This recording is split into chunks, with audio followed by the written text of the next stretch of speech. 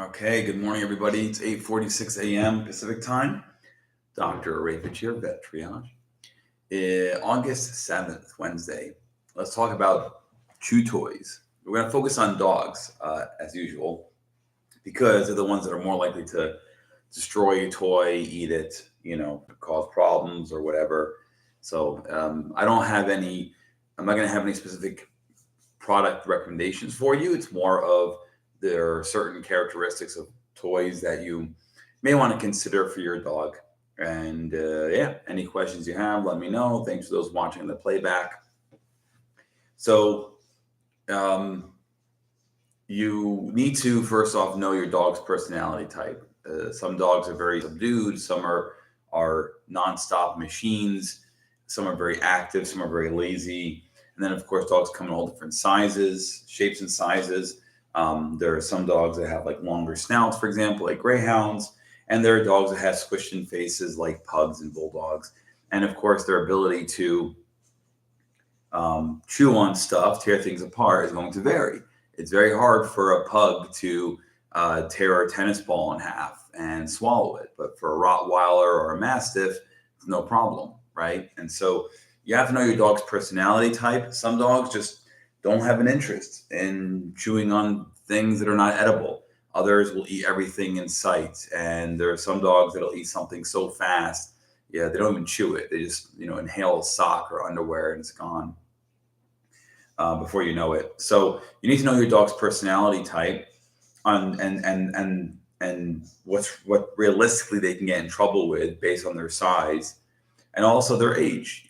Usually, once a dog is matured and as they get older, they tend to care less about stuff that is not made for consumption. Whereas young animals are exploring the world and getting into all kinds of trouble. They're chewing and licking everything, destroying stuff, and so that's why we have the phrase "puppy proof the house," because you're trying to figure out ways based on your household where can my puppy get in trouble, and then try and be preventative about it. So age plays a role too. Middle age, older dogs less likely to get in trouble with stuff, although not impossible. Younger dogs more tend to get into trouble, but not always. So maturity level, age of your dog as well. And then the final thing is probably training. Some dogs just naturally come trained and as puppies or adults and no problems, and others need a lot of training to know what you are okay with them chewing on and not chewing on. And there are a multitude of training videos on YouTube that you can look up for advice on that front. But yeah, training your dog as far as what is not okay, what is okay to lick or chew or bite or play with is maybe a training issue for some of these animals.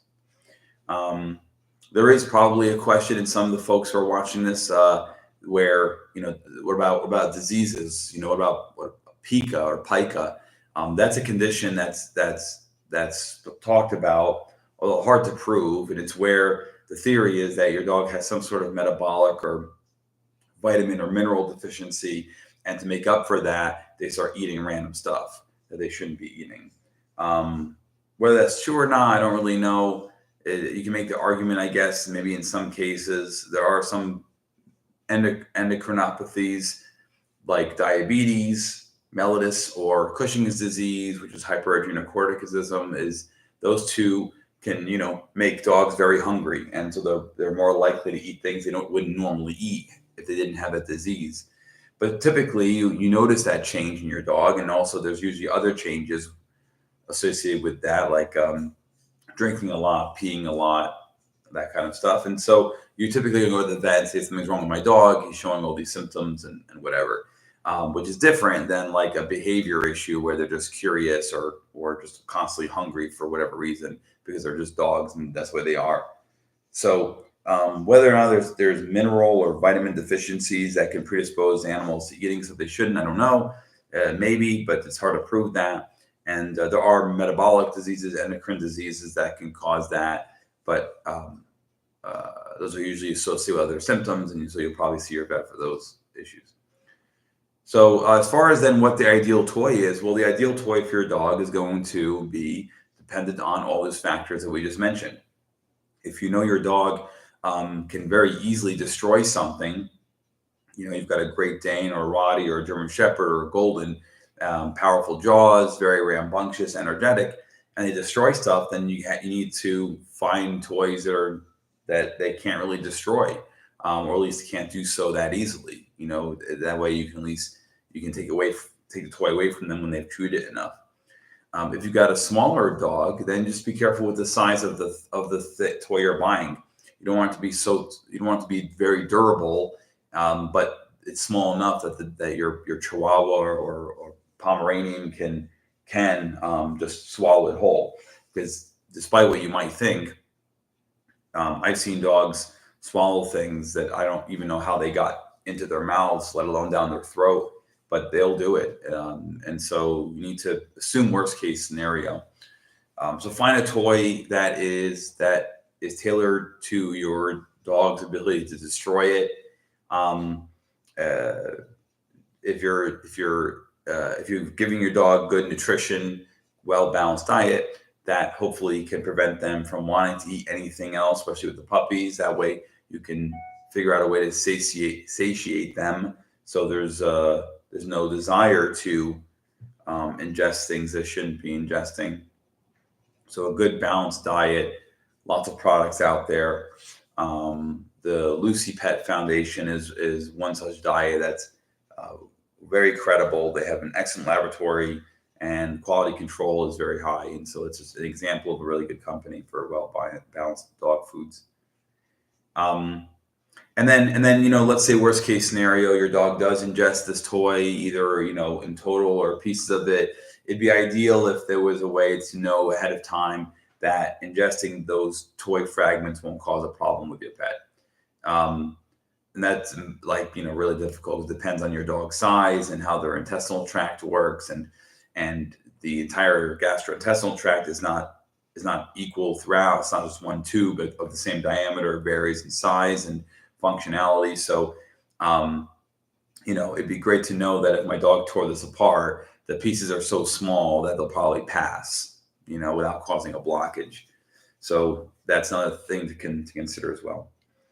But I don't think that taking toys away from your dog is the solution unless your dog has been shown to be constantly guilty of destroying toys, getting obstructions, needing intestinal surgery repeatedly. Yeah, some dogs you have to ban them from having toys because at some point you only so much surgery you can do on a dog before it becomes a major problem with scar tissue and cost and anesthesia and all those risks. So so find a toy out there that your dog enjoys, that is hard to destroy. If they were to destroy it, hopefully it wouldn't cause a problem. And remember to customize your dog's environment to the dog based on their age and breed and on all the stuff we mentioned. So temperament, training, etc.